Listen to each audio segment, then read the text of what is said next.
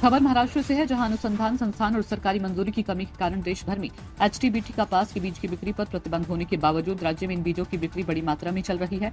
अकोला जिले के मूर्तिजापुर में राष्ट्रीय राजमार्ग क्रमांक 53 पर व्यास होटल के पास मूर्तिजापुर शहर पुलिस की एक टीम गश्त पर थी।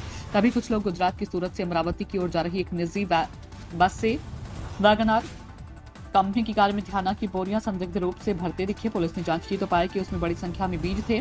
पुलिस ने तालुका कृषि अधिकारी से उनके मोबाइल फोन पर संपर्क किया और कृषि विभाग के अधिकारियों को बुलाया। इसमें बोरियों में बीज 17 बोरी एचटीबीटी कपास के पाए गए, जो देश भर में प्रतिबंधित है। धनराज सपकाल की रिपोर्ट।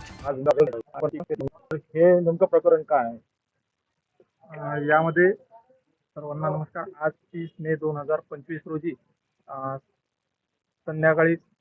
सायंकाळी 5:30 3:30 ते 4च्या दरम्यान व्यास हॉटेलच्या बाजूला एक कंटेनर त्या ठिकाणी संशयित कपाशीचं बियाणं घेऊन मूर्तिजापूरला येत असल्याचं माहिती मिळाली। त्या अनुषंगाने पोलीस तसेच कृषी विभागाच्या माध्यमातून त्या ठिकाणी त्या संशयित बियाणं पाहणी करण्यात आली आणि पाहणीच्या दरम्यान हे संशयित बियाणं जे आहे ते बोगस बियाणं आहे असा संशय आल्यामुळे ते बियाणं कृषी विभाग तसेच पोलीस स्टेशन यांच्यामार्फत जमा करण्यात आलं, तसेच पोलीस स्टेशनला घेऊन आणण्यात आलेलं आहे। आणि जवळपास उपलब्ध झालेलं किंवा जप्त झालेलं बियाणं हे जवळपास 8 क्विंटलच्या जवळपास बियाणं जे आहे ते जप्त आहे।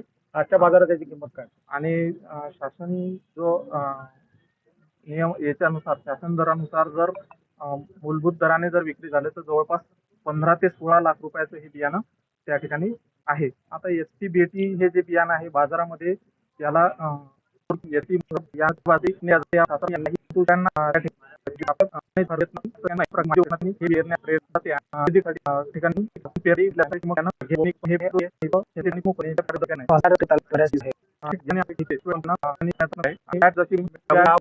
पूर्वी झालेली